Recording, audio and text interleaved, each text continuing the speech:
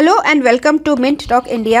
Today in this video, we are going to solve the question answers of your NCERT Class 5th English, Unit number 7 lesson, Gulliver's Travels. And this is part 2 video.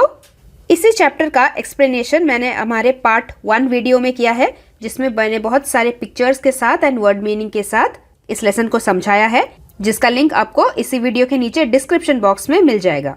And in this video, along with the answers for your textbook questions, we are also going to discuss degrees of comparison, punctuation marks and similes. So let us start. Question number 1. Why did the captain send the men to the land? Answer. The captain sent the men to the land to fetch water. Question 2. Why did the men rush back to the ship? Answer. The men rushed back to the ship because they were chased by a giant. Question 3. Choose the correct answer. The giant carried a reaping hook because he was fighting with the other giants. He was going to reap the corn. He wanted to frighten Gulliver. Correct answer is he was going to reap the corn. Next one. They put Gulliver on the ground to look at him because they had never seen a human before. They thought he was a doll. They had never seen such a tiny man. Correct answer is this one, because they were giant, had never seen a tiny man before. Point number 3. Gulliver was a farmer, a sailor, a dwarf or a giant. Gulliver was a sailor. Question 4. Name the creature to whom you would look like Gulliver. एक ऐसे creature के बारे में लिखो जिसके लिए आप Gulliver की जैसे दिखेंगे, मतलब बहुत ही छोटे छोटे. So you have to write a creature who will be giant like, जो बहुत बड़ा होगा, ह्यूज होगा. And this creature is now extant. ये भी एक क्लू है. एक्सटेंट मतलब जो अभी इस दुनिया में हमें नजर नहीं आता, जो एक समय था लेकिन अभी नहीं है. The word begins with D and the answer is dinosaur. Question 5. From the text right the sentence that tells you the following. तो हमें टेक्स्ट बुक के किस सेंटेंस को पढ़ के ऐसा लगता है कि the giant reapers were fascinated by Gulliver. To attract और इंटरेस्ट समबडी, किसी के प्रति आकर्षित होना या फिर उसके बारे में और ज्यादा जानने की रुचि रखना, इच्छा रखना. तो जो जायंट रीपर्स थे, जब उन्हें गलीवर नजर आया था तो गलीवर के बारे में और ज्यादा जानने के लिए वो बहुत उत्सुक हो गए थे कि अरे इतना छोटा सा टाइनी ह्यूमन बीइंग बातें कर रहा है, ये कौन है, कहाँ से आया है, उसके बारे में और ज्यादा जानना चाहते थे. टेक्स्ट बुक के किस लाइन को पढ़ के हमें ऐसा फील होता है? So our answer is they all sat on the ground to take a good look at me.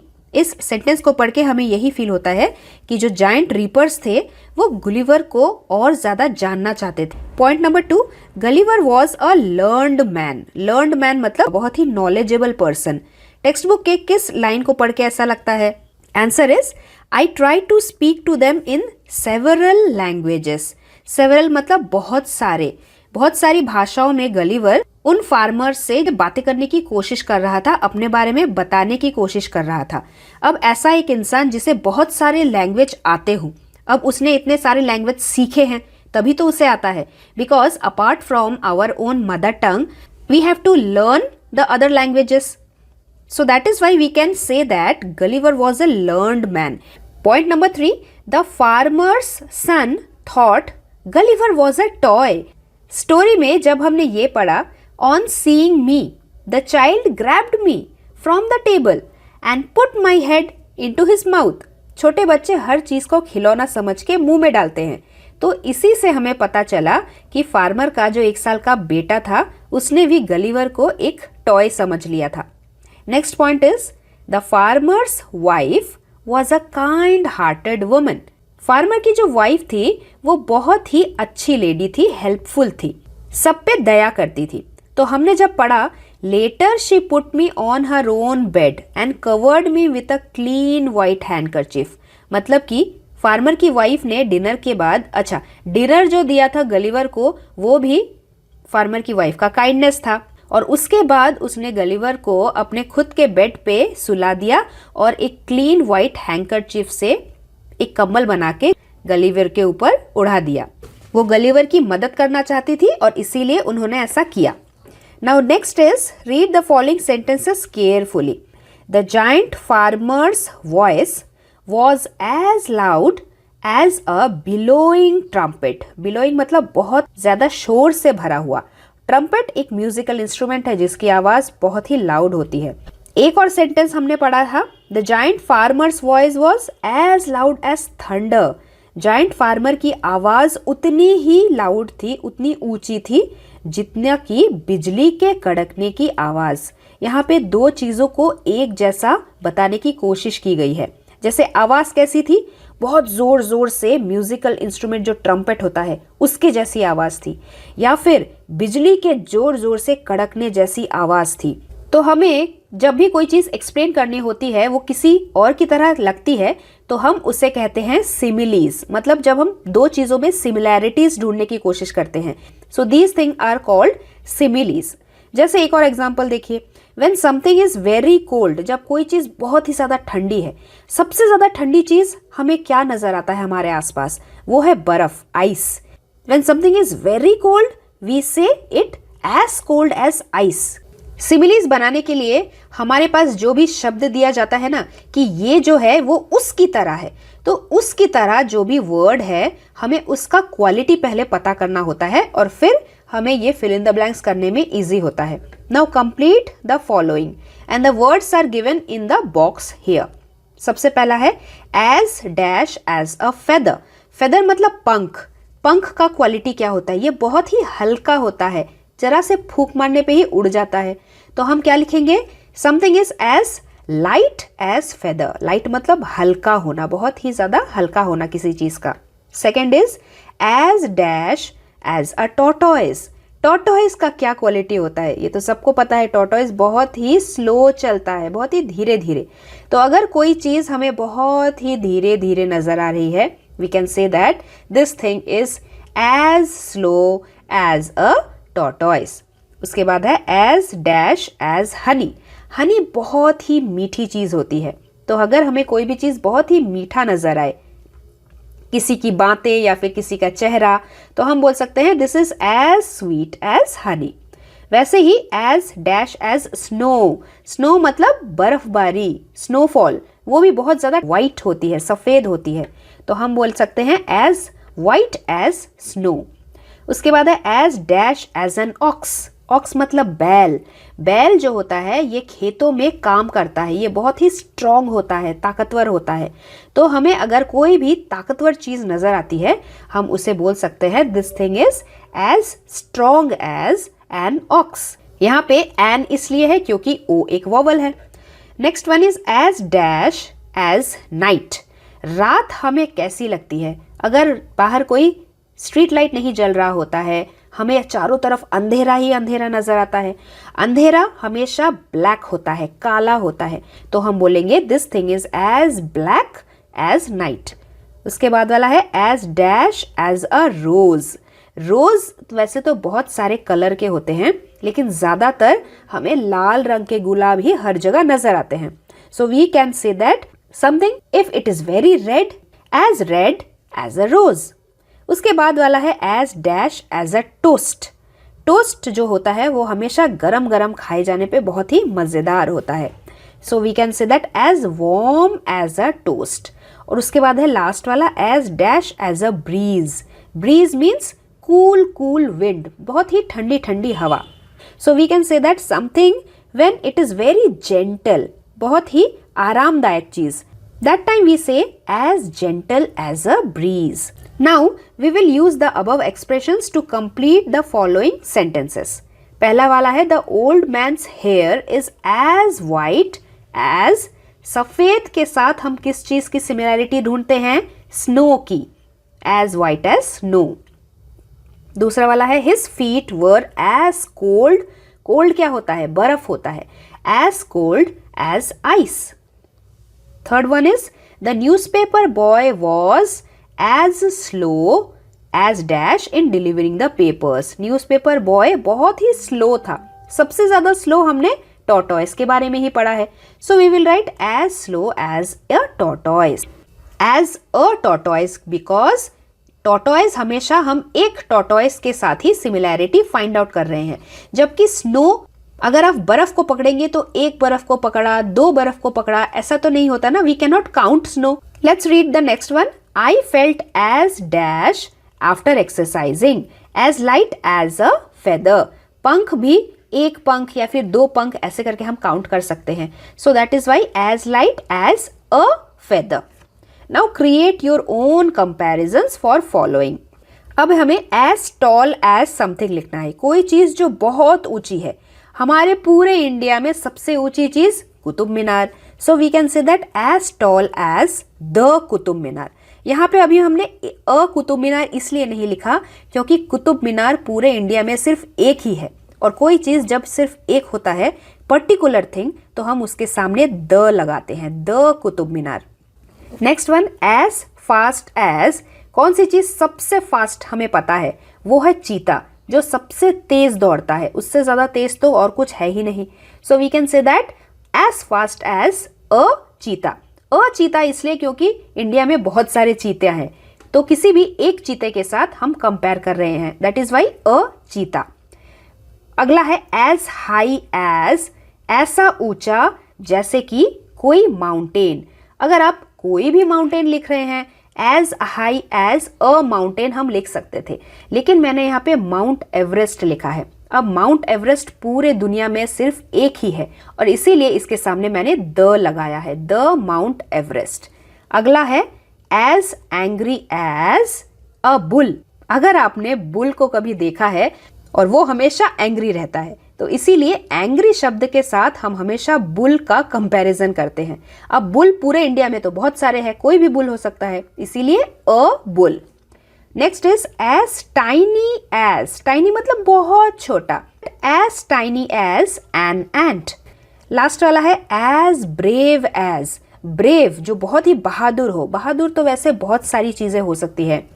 Soldier बहादुर होता है, लायन बहादुर होता है, पूरे जंगल का राजा होता है, तो यहाँ पे मैंने लायन लिखा है. As brave as a lion. Next question is there are many reasons why something happen.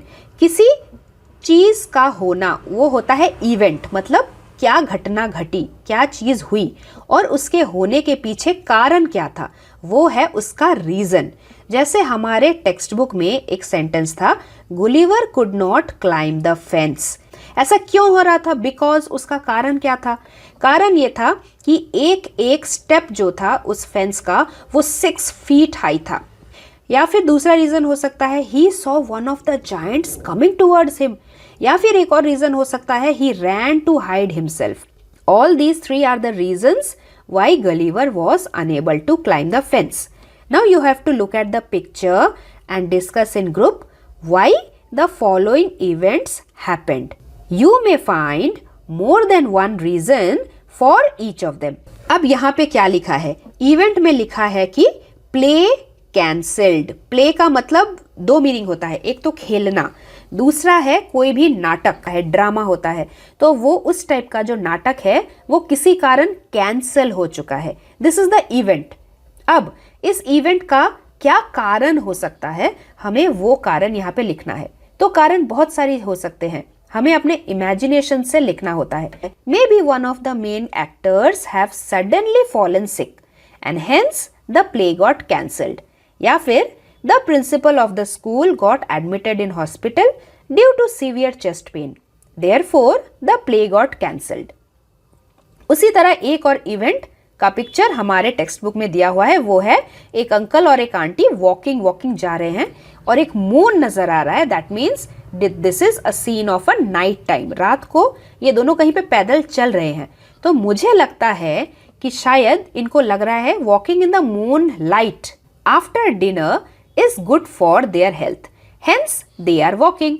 दूसरा रीजन ये हो सकता है कि the lady wanted to have an ice cream after their dinner, therefore they are going to the ice cream shop. Now next topic of our textbook, look at the following examples.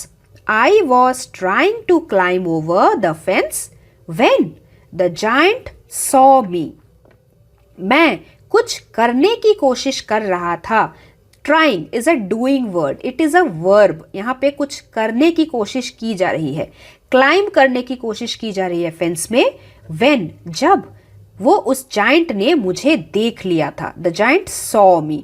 Saw is the past tense of see. दूसरा वाला sentence है The farmer's wife was stroking the cat when her 1-year-old son entered.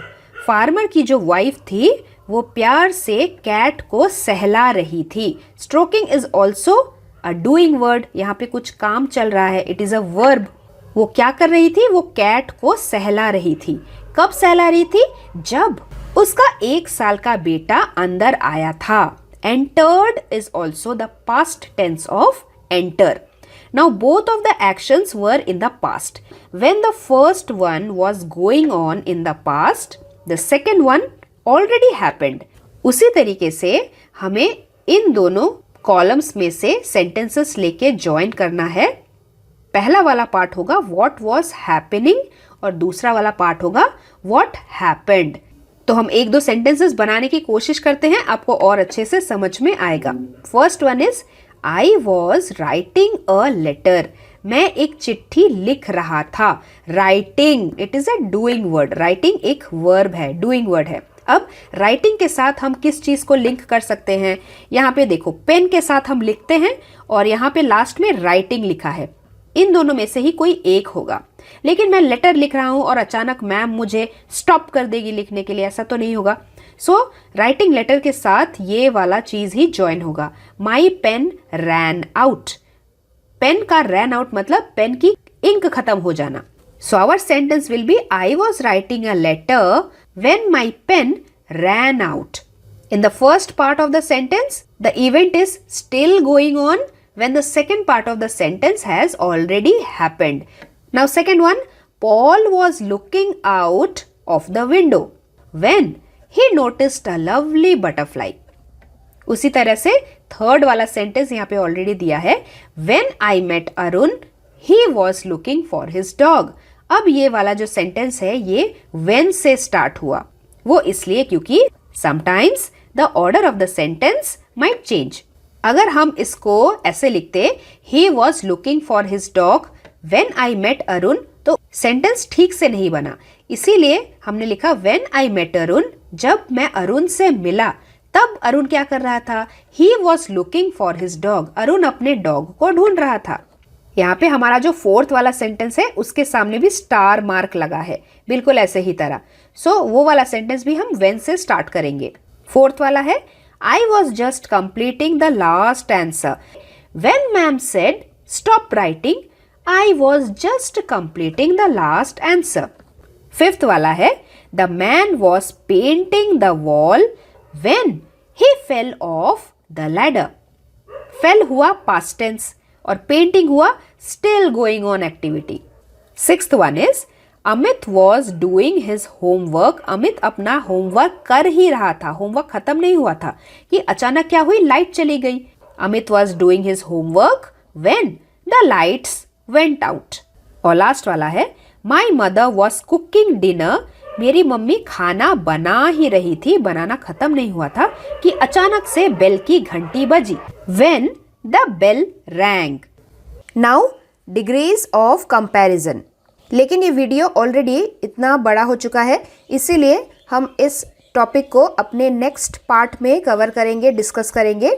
Degrees of comparison and punctuation marks will be discussed in our part 3 video, so stay tuned. हम मिलेंगे बहुत ही जल्दी। Till then, thank you very much and God bless you all. Thanks for watching and do like, share, subscribe our channel Mint Talk India for more upcoming videos.